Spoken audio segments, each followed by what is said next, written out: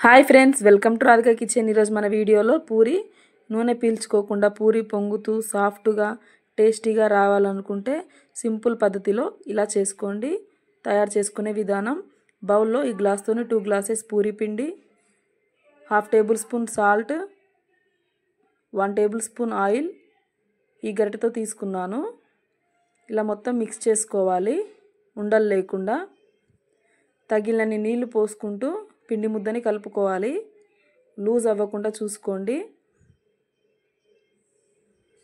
ఇలా ముద్దను చేసి పెట్టుకొని ఒక అర్ధగంట సేపు ఈ పిండి ముద్దను నానబెట్టుకోవాలి. ఈలోపు స్టవ్ వెలిగించి కడాయిలో డీప్ ఫ్రైకి సరిపడినంత ఆయిల్ వేసుకొని ఇది బాగా హీట్ అవ్వాలి. ఈలోపు పిండి ముద్దల్ని తీసుకుంటూ పొడి పిండి వేసుకుంటూ ఇలా అంతా పాముకోవాలి. మరి మందం కాకుండా మరి పల్చగా కాకుండా మీడియంగా పాముకోవాలి.